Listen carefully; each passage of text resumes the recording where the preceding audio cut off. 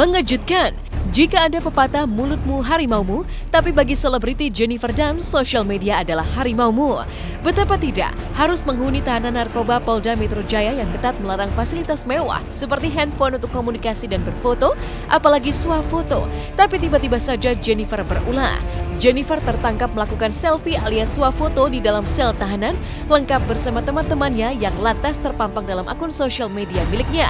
Tingkah Jennifer itu pun konon kian membuat pihak yang berwajib gerah dan tercoreng karena dalam foto-fotonya Jennifer yang selama ini sempat memampang foto sedang sholat hingga video menangis, kini justru memasang pose menjulurkan lidah sambil mengenakan daster santai.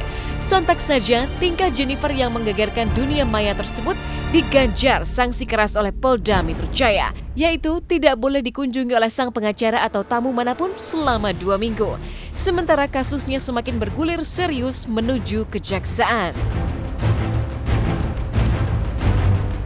Ya memang sempat ya, jadi yang bersangkutan sempat membawa handphone, kemudian selfie foto dengan teman-temannya. Karena itu kan dilarang, makanya oleh Direktur tadi akhirnya dikasih sanksi 2 minggu tidak boleh dibesuk.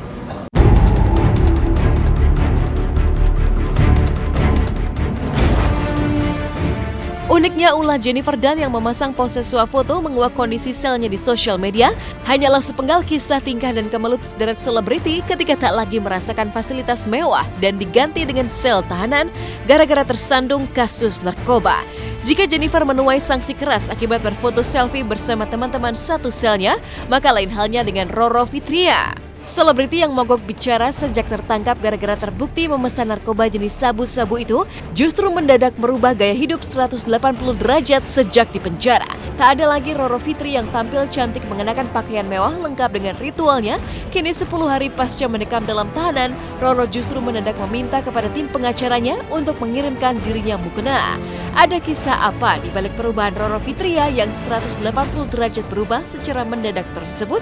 Benarkah karena kasus narkoba yang mengancamnya sudah siap diajukan ke kejaksaan yang notabene akan disidangkan, Roro jadi mendadak berubah?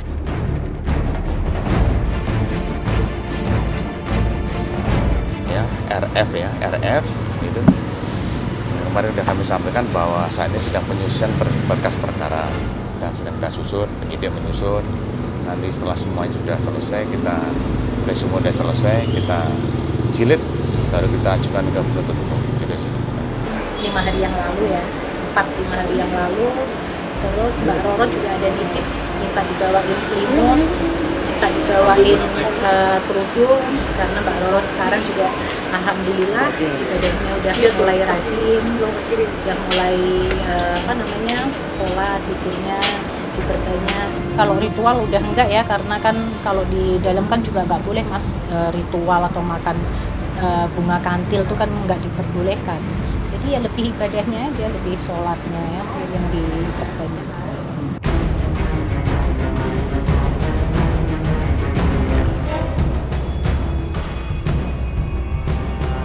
Lain Roro Fitria, lain pula dengan aktor Fachri Albar. Sejak mendekam di tahanan Polres Jakarta Selatan, putra musikus Gaek Ahmad Albar yang ditangkap di hari yang sama dengan Roro itu mendadak jadi sering jatuh sakit. Setelah pekan lalu Fachri dikabarkan tumbang hingga membuat pengacara dan Renata Kusmanto sang istri dipanggil ke Polres Jakarta Selatan dengan wajah panik, maka pekan ini diam-diam Fachri pun dilarikan ke rumah sakit ketergantungan obat RSKO karena dikabarkan mengalami sakit di bagian perut, kepala, dan punggung. Apa yang sebenarnya terjadi dengan Fachri? Selalu terlihat baik-baik saja sebelum ditahan di Polres Jakarta Selatan. Mungkinkah terpuruk dalam tahanan narkoba membuat Fachri stres hingga jatuh sakit berkali-kali?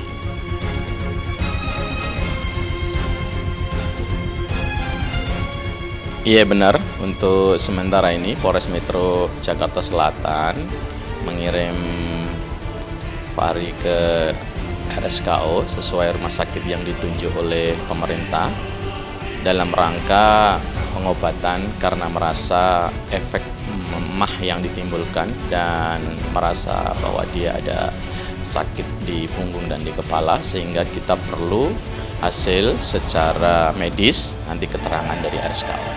Dan kemarin jawab bahwa itu 1 minggu, nanti setelah itu kita lihat perkembangan apakah dia bisa dibawa ke Polres kembali atau memang perlu tindakan lanjut dari rumah sakit.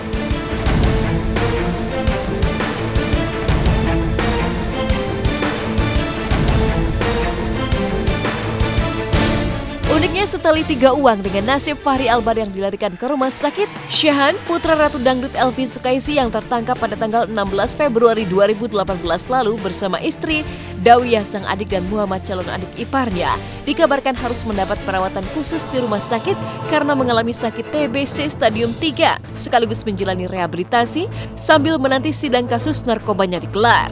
Kondisi ini konon menambah miris kesedihan Elvi yang tidak hanya sedih akan kondisi Dawiyah sang putri bungsu, namun kini harus ditambah dengan cemas berkalang pilu mengingat nasib Syahan.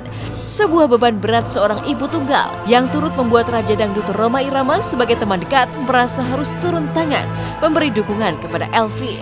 Karena seperti Elvi Sukaisi, sang Raja Dangdut pun telah lebih dulu merasakan betapa sedih dan hancurnya hati orang tua ketika anak-anak mereka tiba-tiba terseret kasus barang haram narkoba.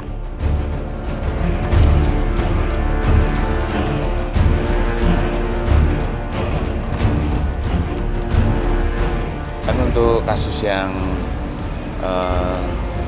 tersangka M dan D ya, itu kan masih kita lakukan penahanan di Polda Metro. Sedangkan untuk yang S ini ya, kemarin kan dari hasil asesmen adalah untuk dilakukan rawat, ya, rehab rawatnya di situ. Aduh gimana ya? Saya pasti sedih. Hancur, sedih. Aduh, saya nggak ngerti dan saya tidak tahu.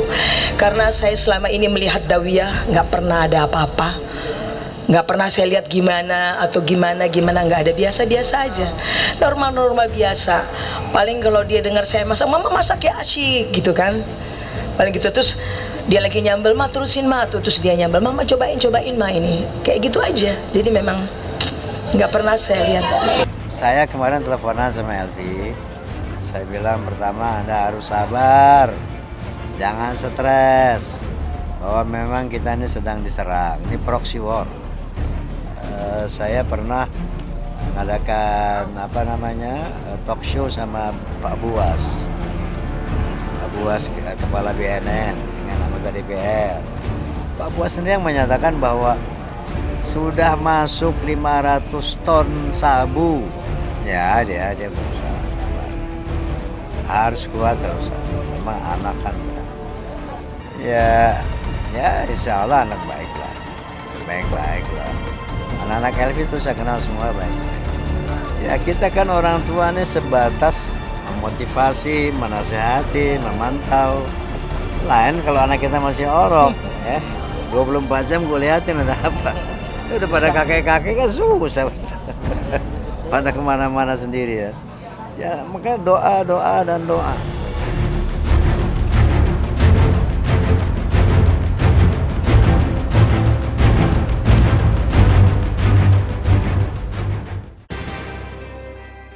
Selalu dikenal romantis, rupanya tak selamanya jalinan cinta Verrell Bramasta dan Natasha Wilona berjalan manis. Gara-gara sisi lain Verrell yang sering jahil, amarah Wilona pun terpancing hingga konon memicu pertengkaran dengan Verrell. Dan seperti apakah gaya unik Verrell memadamkan emosi Wilona? Simak berita lengkapnya hanya di Hot Shop sesaat lagi.